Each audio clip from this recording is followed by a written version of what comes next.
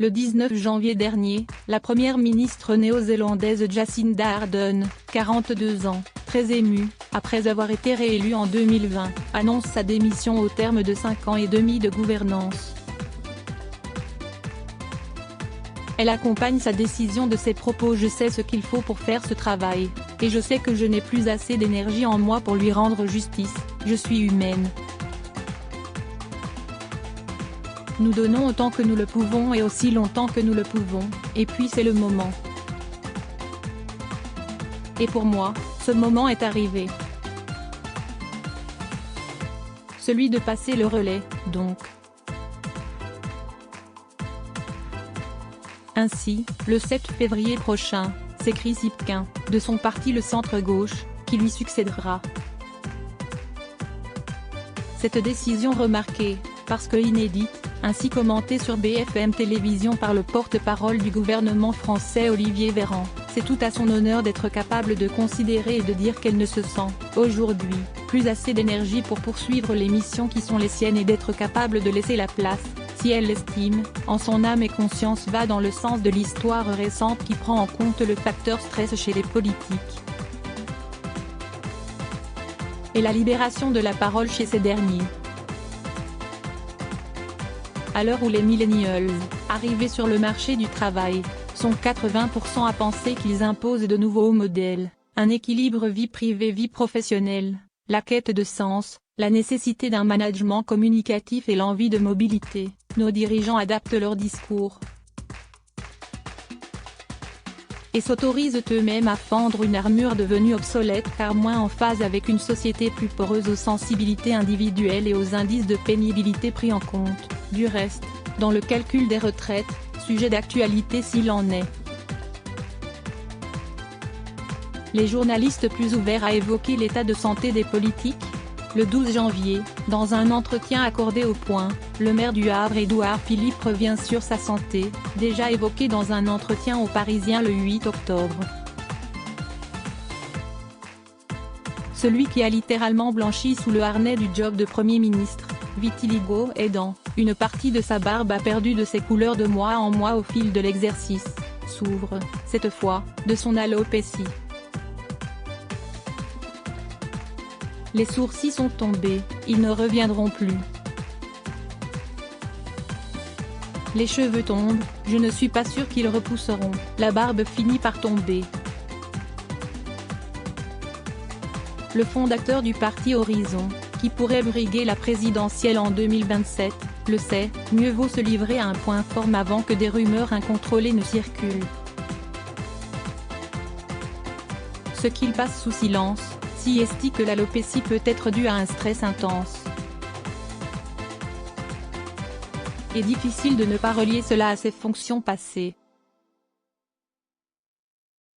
Jacinda Ardern a décrit en termes précis les efforts nécessaires à l'activité de dirigeant. Vous ne pouvez pas et ne devriez pas faire ce travail à moins d'avoir un réservoir plein d'énergie et encore davantage en réserve pour les défis imprévus et inattendus qui se présentent inévitablement.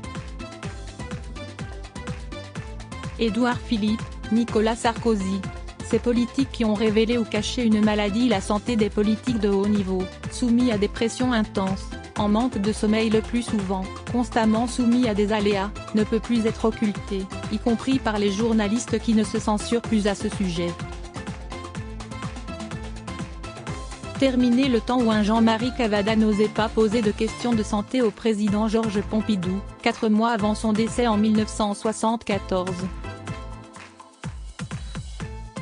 Il nous confie aujourd'hui, c'était un choix humain de ma part face à un homme affaibli, une question de sensibilité qui me faisait respecter sa pudeur.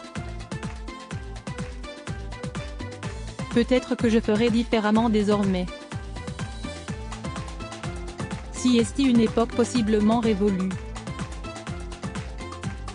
Au mieux, les dirigeants des pays démocratiques les plus opaques s'appliquent à faire ce que les anglophones appellent du damage control ou limiter les dégâts, pour masquer leur fatigue, mais l'heure est à la transparence, autant que possible. On le sait, le pouvoir use. Les diaporamas avant-après l'exercice du pouvoir sont parlants en termes de vieillissement accéléré et n'est pas Poutine qui veut, dont on dit qu'il utilise des doublures pour le remplacer quand il est au plus mal. En 2023, l'infaillibilité, considérée à juste titre comme irréaliste, est passée de mode. La pandémie a ouvert des territoires jusque-là inexplorés. Désormais, la maladie se vit au quotidien. La perception de la fragilité de l'existence n'est plus une faiblesse, c'est une preuve de pragmatisme pour les électeurs. En avril 2020, quand Boris Johnson attrape la Covid, les Britanniques suivent avec attention le cheminement du virus jusqu'à envisager l'hypothèse de sa disparition. Il paraît alors logique que le ministre des Affaires étrangères Dominic Raab prenne le relais pendant un mois. Depuis son investiture à 78 ans, l'âge d'accession au pouvoir le plus avancé pour un président des États-Unis à ce jour, en janvier 2021, le président des États-Unis Joe Biden fait l'objet d'une surveillance constante de la part des Américains qui guettent ses nombreux signes d'épuisement, difficulté à se mouvoir, trou de mémoire, gaffes, sans pour autant s'en alarmer outre mesure. Il est connu que le staff de la Maison-Blanche lui aménage un agenda indulgent. Et il est admis qu'on ne peut ignorer les difficultés inhérentes à son job à l'heure où la charge mentale, décrite en 1984 par la sociologue française Monique Aiko, est devenue un terme à la mode. Ce jour Olivier Véran a avoué avoir frôlé le burn-out en septembre 2022. Dans un entretien aux Parisiens, Olivier Véran, porte-parole du gouvernement et ex-ministre de la Santé, avoue avoir frôlé le burn-out en gérant la crise du Covid. Il dort alors 3 heures par jour et encaisse un stress énorme. J'ai senti que j'étais en zone de fragilité. Avec des vertiges, des crampes, la nausée et l'incapacité à me dire que j'allais réussir à rentrer dans cette salle à l'Élysée et que j'allais m'asseoir et dire ce que je devais dire. Il faut bien comprendre qu'on est humain. Peut-être que le politique ne montre pas suffisamment parfois qu'il est humain. Dont acte. En octobre 2022, un article du Monde sous forme de règlement de compte d'Agnès Buzyn, ex-ministre de la Santé, nous apprend qu'elle a souffert d'une lourde dépression après son échec à la mairie de Paris et sa mise en incapacité à gérer la crise du Covid. Il est dit que le député Gilles Legendre, s'inquiétant de la voir broyer du noir, a alerté le président de l'Assemblée nationale Richard Ferrand sur son sort en ces termes: il faut prendre soin d'Agnès, la protéger. Elle relate ainsi les débuts de la pandémie et ses propos alarmants ignorés par le gouvernement de l'époque. Cela a été une souffrance pour moi tant je n'aurais pas pris les mêmes décisions. Celle qui a craqué pendant la campagne pour la ville de Paris et a fondu en larmes devant un journaliste ne veut pas passer pour le dindon de la farce. Plutôt expliquer ses difficultés à gouverner qu'affronter un procès en incompétence. Une attitude qui a payé. Le 20 janvier dernier, sa mise en examen pour mise en danger de la vie d'autrui a été annulée par la Cour de cassation. Et quid de notre président, Emmanuel Macron, 45 ans ?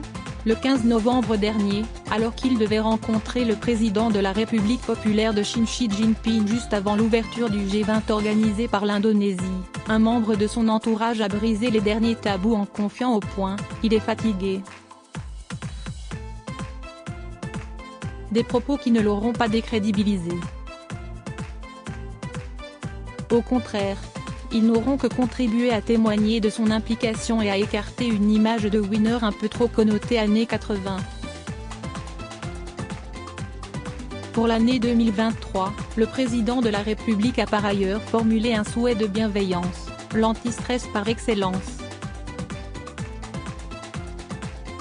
Un vœu pieux à l'aune de la très controversée réforme de la retraite qui va l'exposer, on ne peut plus l'ignorer, à d'intenses difficultés. Crédit photo, Baptiste Autissier panoramique.